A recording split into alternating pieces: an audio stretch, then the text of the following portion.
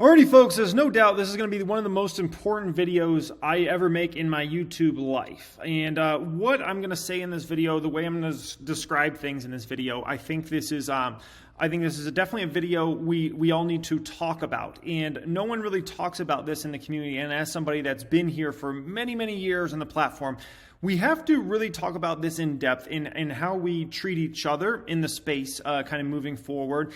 And the way we think about YouTube in the stock space, because if things go down a certain route, we will have no more community on YouTube for discussion of stocks and those sorts of things moving forward, essentially. And so I'm going to share some really, really personal stuff in this video, and we'll just go from there, okay? So basically, if we go back to the fall of 2018, all right, I was already like a big YouTube creator at that time. I probably already had like a couple 100,000 subscribers. I get a good amount of views, and I was already, known in the stock market space when it came to YouTube, right? And during that time period, I got absolutely destroyed on stocks. So let me be quite clear. Everything I bought just kept going down. And simultaneously, I would also talk about Tesla stock and how I was buying Tesla stock and so bullish. And I used to get, obviously, an incredible amount of hate for Tesla and buying that stock and those sorts of things. And meanwhile, everything I was buying was going down. I couldn't get a break anywhere. Like every time I do a 3 stocks I'm buying video, like the stocks would go lower and they would go lower and they'd go lower. And next thing you know, the Russell was down like 27% of its lows. NASDAQ was down about 23% at its lows. And the S&P 500 was off over 20% at its lows, okay? And so here we were in this moment of time where I was a public figure out there. And I've always had a little issues with anxiety and those sorts of things. I just never knew it was an issue because, sometimes you just like are the way you are, right?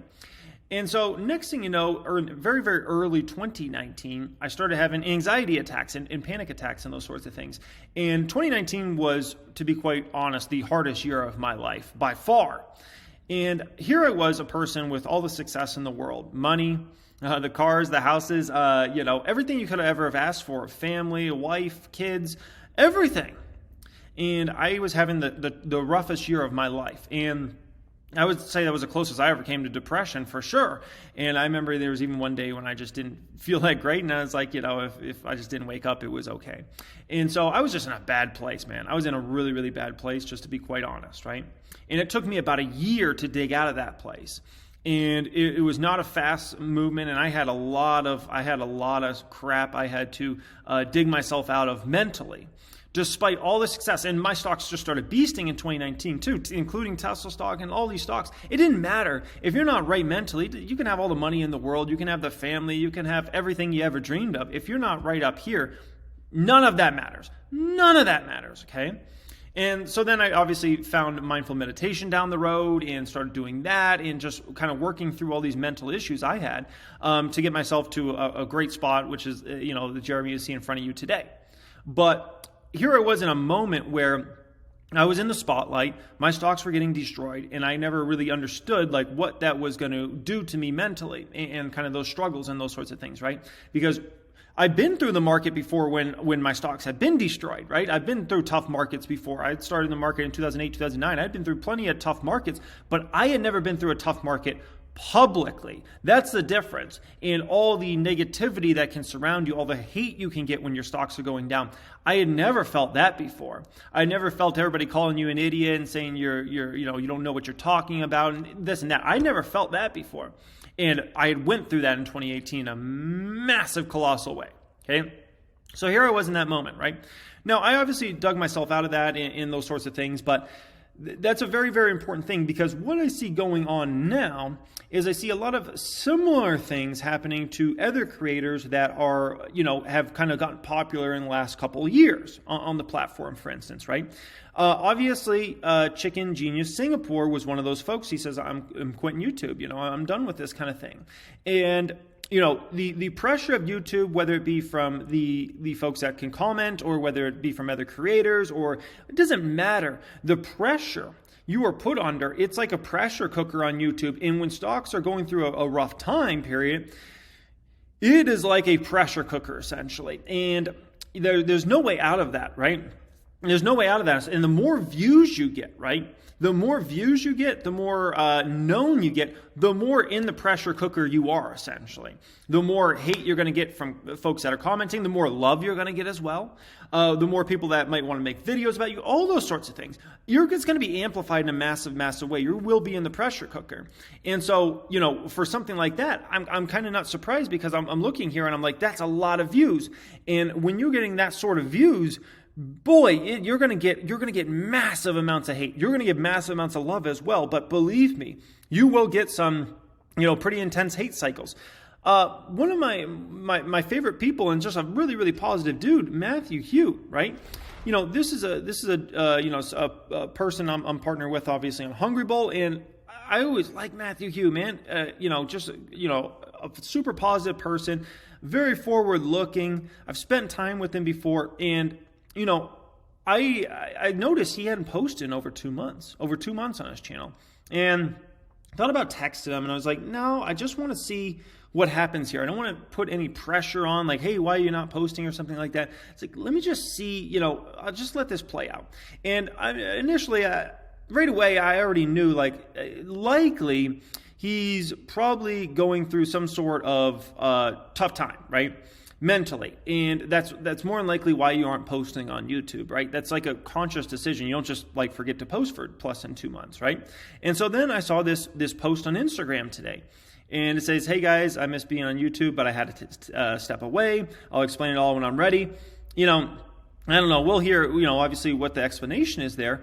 But I'm guessing he was not happy, and look at, right here, he feels like, essentially he's the healthiest he's been in a long time. These past 2 months away from YouTube have been the happiest I've felt in a very long time, right? Which means prior to YouTube.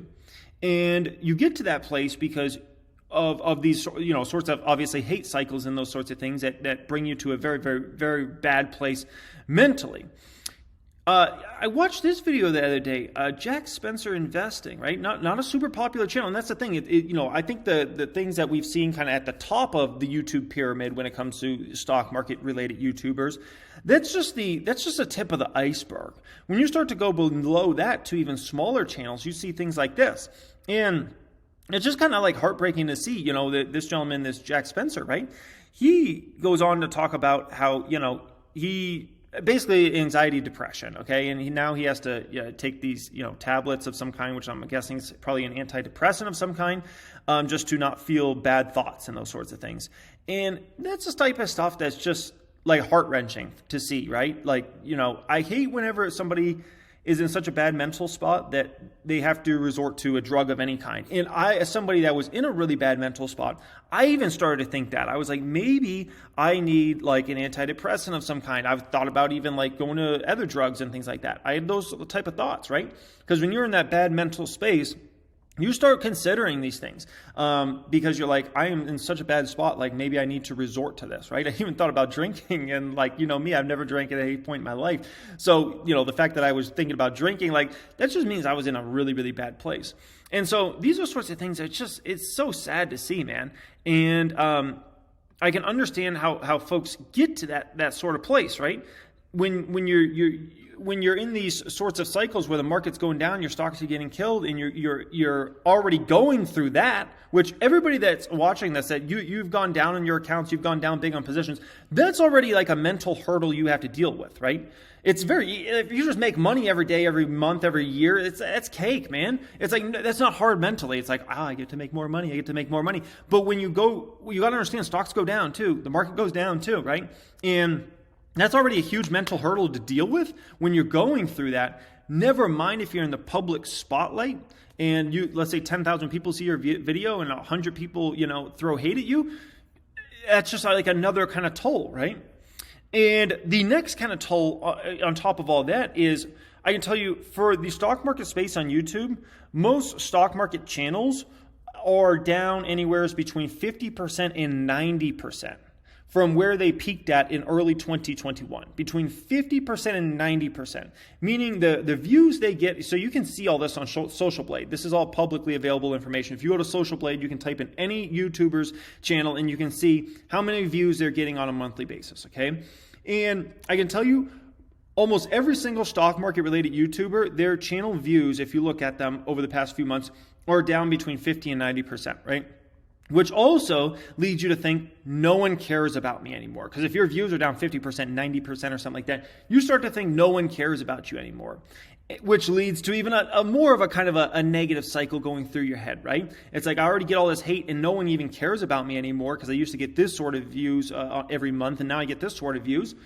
So, for me, I've kind of been fortunate to not be in that cycle. I actually had a record month in February and a second record month in March, in my first and best months ever. But that's mainly because I'm putting in a lot of work toward YouTube. I'm putting out more content than I've usually traditionally put out.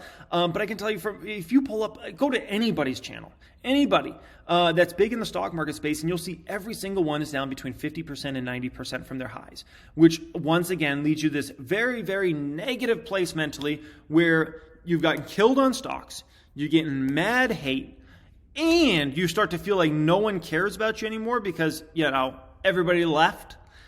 Boy, can that lead you into a very, very, very negative cycle when it comes to anxiety, depression, and those sorts of things, right? Now, the elephant in the room is obviously, being on YouTube, you can make money, right? And that's great, but I think some folks are starting to see that the money's just not worth it in the end because it can absolutely destroy you with how toxic it can be out there, right? Where a lot of folks are looking at it like, yeah, I can make really good money if I blow up on YouTube and become a popular stock market YouTuber, but it's not worth my life. And I think that's the way a lot of people are looking at it. We're like, it's just not worth it, right? And there's a lot of things you can do in life that you can make really good money, but there's a lot of risk associated with that. And I think in this scenario, a lot of folks are just looking at this and they're like, nah, it's not worth it. Now, to anybody that's in the future watching this video and you're ever thinking about getting out there on social media, YouTube, starting a YouTube channel, right? I think you guys will be better mentally prepared for these sorts of things moving forward because you've seen the downside. You've seen the downfall. You've seen how rough it can get for folks out there. When I was on my first come up on YouTube, I would do videos about like how much money I made from YouTube. And I remember I did like, I made, when I started making like $5,000 a month from YouTube and like $10,000 a month from YouTube, right? And that inspired a lot of people. I remember even, Graham telling me, like that was inspiring to him and that made him want to, create a YouTube channel and go hard. And I've heard that from a lot of different creators out there, that my success on YouTube and me being public about that and being very open with that led a lot of people to want to try YouTube and do those sorts of things, right? And build out channels, build out communities, and build out a personal brand on YouTube and those sorts of things. But what we didn't know was this sort of side of it. We didn't know that this could lead you to anxiety, this could lead you to depression, and all the money in the world ends up not being worth it, right?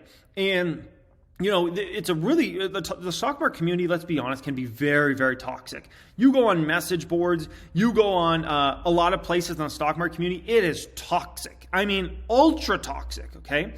Just rough, all right? And in the private stock group, I try to always keep it as least toxic as possible, but it's a challenge because the stock market community naturally is a very, very toxic place.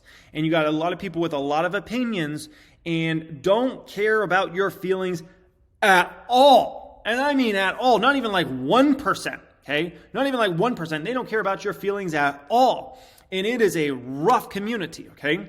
And so if you think about other celebrities or whatever, right? And you think about why so many of these people ended up going to alcohol and going to drugs. Like why does that happen? I think the popularity and the stress that comes along with it, I think that's why a lot of these people end up ODing. I think that's why a lot of these people end up turning to alcohol or just, to be quite frank, turning crazy. And it's like, why does this happen? Like, why does this happen? It's because of that stress and that pressure. And I think we've got to talk about this moving forward. And I think this has got to be a risk factor that folks understand moving forward, that this could potentially destroy your entire life. And you've got to ask yourself, are you in the right mental spot to accept this?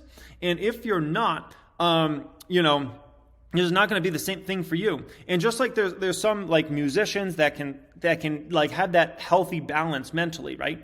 There's a lot that just can't accept that. And there's a lot that it ends up destroying their lives, and they end up dying way before they ever should have, right? I mean, the amount of rock stars we've lost over time that ended up ODing is sad. Like every single time I hear about some, and I know that like the Foo Fighters drummer, I think just died recently. Every single time I see it, I'm like, they probably OD'd, every single time. And unfortunately, it's almost always true. They ended up getting on way too much stuff. Look at all these guys. And it's sad to see. And I think we've got to understand these sorts of risk factors going in, kind of like we understand like the risk factor of going in a stock. You can lose money. You can lose money over a short-term period. You can lose money over a long-term period. And we kind of understand that. We kind of get that, right? But for this next level, and you got to understand, YouTube's very, very different than if you write an article about a stock. If you write an article about a stock, right? People read that, and most of the time they don't even look at whoever's writing that article or care about that. They're just reading it, Okay, on to the next one. With a YouTube channel, very, very different. You're building a connection. You're building a brand with people. I have people that have been watching me for years and years and years and years, right? That's a very different scenario than somebody that writes an article on Seeking Health or wherever it is, right? That's a whole different experience. Like, people know personal details about my life. They know some, personal stuff on my family side. They know stuff about my childhood, know stuff about me financially, know how much I have in stocks. Like, I'm very, very open with the world. And, you got to understand, like, when you get to that, when you get bigger and bigger, you just got a lot of people that know you, and there's the stress and the anxiety and those sorts of things that kind of go along with that, right? And that's the part that I just want everybody to think about moving forward, that's watching this video, that enjoys watching YouTube content in the stock market community. Because I look at a time period like now and I'm like, I feel like we're at a risk of losing the whole dang thing. And that's kind of sad. As somebody that was here before everybody else, it's sad for me to see that all these creators just going away from the platform. And going away for ultimately health reasons, and just kind of being like, it's not worth it. I don't care if I can make $5,000 a month on YouTube or $10,000. It's not worth it. And it's unfortunate to see. And so I think we've all got to do better as a community. I think all future creators have to be educated more on what is realistic here, and not just understand it's not just about making money, but you are going to get some hate. There's no doubt about that for being on this platform. And you've got to understand that risk factor goes in, because that's what no one tells you going in. No one ever, you don't have to sign some paper when you sign up for YouTube that tells you you're going to potentially go into depression and you have anxiety attacks and all sorts of things from the pressure you can be created, especially if you start a successful YouTube channel and it actually starts to build out. So yeah, guys, that's just a from the heart video. That's it, guys. That's all I want to say about this. This had to be said. Much love as always, and have a great day.